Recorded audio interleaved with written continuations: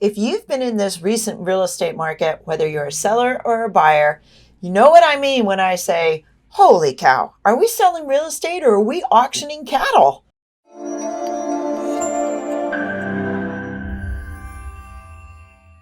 It is crazy out there. And while you might think if you're a buyer that the sellers have all the power, every seller I know is struggling too, trying to deal with the sheer volume of offers and how to correctly review them and determine what's best for them on not just price but terms.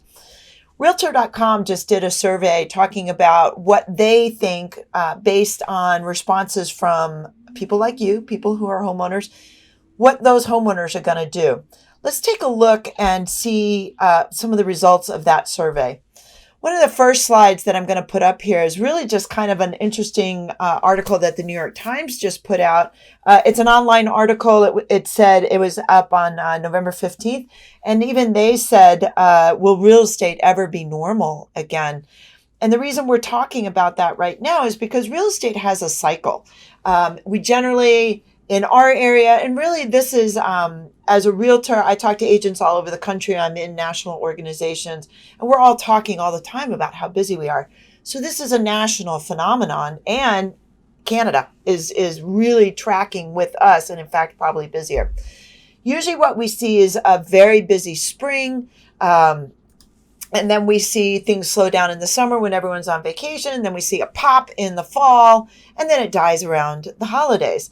So if you're looking at the next slide, which is slide 2 I'm putting up, what we would normally see is it would stay quiet January, February, March, and then we'd start getting really busy April, May, and June. In my market, particularly, we have a lot of resort areas. We have Bristol, Rhode Island. We have Narragansett, Rhode Island. We have Charlestown, Westerly, all these coastal, Newport, Middletown, Bristol, I said, all these coastal areas that have a lot of vacation homes in them. There's been a trend, and it's certainly one that I follow, and I encourage my clients to get on the market before a ton of inventory hits in April. And the reason for that is exactly what we're seeing, right? The less inventory there is, the more demand there is for your property, which drives your price up. So home sellers and agents are getting savvy to this. So we've seen a trend over the years for people to come on the market slightly earlier anyway. So knowing that, according to this survey, the thing that they took into account was that homeowners usually move because something's triggered them to move. Maybe it's a new baby and now their house isn't big enough. Maybe they have a new job. Maybe they're downsizing. What we noticed in the pandemic became its own acting force on how quickly people were moving. So say, for example, a young couple in their 30s really wants to be downtown and they're in a condo. Boom, the pandemic hits. They now have a child and they're like, wow, we really don't want to be so close to people. We need to get out of town and we need to have a little more space. Maybe I need an office. What we saw over the last 2 years and what we think we're going to see as the trends really start getting reported is that the pandemic likely spurred homeowners and occupants to shorten their home stay. And the reason we say that is I want to show you this next slide. This is a metric that NAR tracks and has been tracking since 1985. And it's showing the average time that people spend in their homes. So in 1985 to 2008, the average was about 6 years. Then we saw that average climb, and this was after 2008, between 2008 and 2021. If you think about that, in 2008, that's when we saw 2008 to 2010, the market crashed, so people didn't have equity. So we saw those tenures really increase. What's really interesting on this slide is that in 2021, we saw the single largest digit drop in occupancy years since 1985. It's not a trend. It's 1 year. I mean, obviously we need to see more of that, but it's an indicator that people are kind of moving, that this pandemic may be a larger acting force on how long people stay in their houses than they have in the past. So the pandemic's affecting how fast people moved. It's also affected how slowly people moved. So, according to George Raytu, he is the manager of economic research for Realtor.com, and in their survey, they found that the pandemic has delayed plans for many Americans, and homeowners looking to move on to the next stage of life are no exception. Recent survey data suggests that the majority of prospective sellers are actively preparing to enter the market this winter. Well, what does that mean? If we're combining these factors, we know that usually people come on in the spring. We know that there's been a trend lately to get ahead of that, to come on the market in March and April. And we know that the pandemic has increased the pressure on people to move their homes while decreasing their ability to move because they don't really know what to do.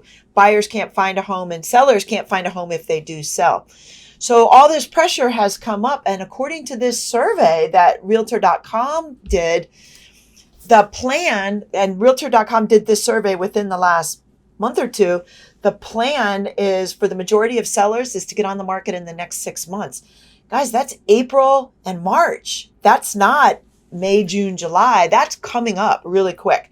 So this survey, the majority of sellers entering the market in the next year plan to list in the next 6 months. 65% of the people surveyed have just listed or plan to list this summer. So 19% just listed. I'm filming this in November, a little bit before Thanksgiving. That means we should be seeing more inventory. I will tell you, in my market, Newport, Rhode Island, I'm not really seeing that. In fact, we've seen a couple of double-digit days with no listings. But savvy agents will sign these listing contracts, and a seller will say, oh yeah, I'm listed because I've signed a listing contract. But an agent will wait and probably until after Thanksgiving, probably Thanksgiving weekend. In that survey, they found that 93% had already taken steps towards listing their home, including working with an agent. That 28% is that 28% of those people already had an agent. And 36% said they have researched the value of their home and others in their neighborhood, as well as started to make repairs and declutter. So you're not making repairs and decluttering your home unless you're ready to sell. The top reasons to sell. So this goes back to some of the data we were talking about earlier. Why are people selling? And if we understand motivation, we understand how that's going to impact inventory on the market. 33% realize they want different home features after going through a year, 2 years, 3 years of working from and living at home. And don't forget, many companies are not bringing people back to the office. So working from home is becoming normalized. 37% of people said their home no longer meets their family's needs. Maybe they had another child. Probably a lot of this is, how do you live in the home when your home is your primary space? I don't know if you ever saw that study where Starbucks was talking about how we have our home space, which is space number 1. We have our workspace, which is space number 2. And then there's the third space, which is what Starbucks was going after. In this case, we're losing that space number 2, right? We don't have that workspace anymore. So the home space is morphing. So 37% of the people who took the survey said the home space no longer met their needs. 32% want to live closer to home and family. That's a positive coming out of this, right? If we can work remotely, we don't have to work far away from our family and our support networks. We can work close to them because we can work remotely. And then 23% very specifically said they want a home office. So what's the takeaway here?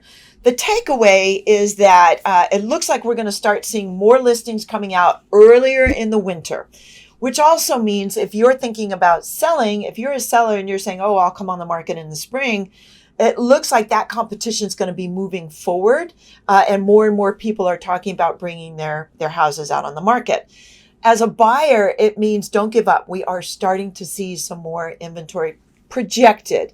Now, this is not data. This is not based on what's happening. These are the results of a survey. So this is based on people filling out a form and saying, this is what I plan to do. So we have to watch and see what's really going to happen. But if what sellers say they're going to do, and this was a survey of sellers, this looks pretty good, guys. And it looks like we may have some more inventory coming on the market. I'm SandiWarner with Warner Realty Group. Warner Realty, making the complex simple.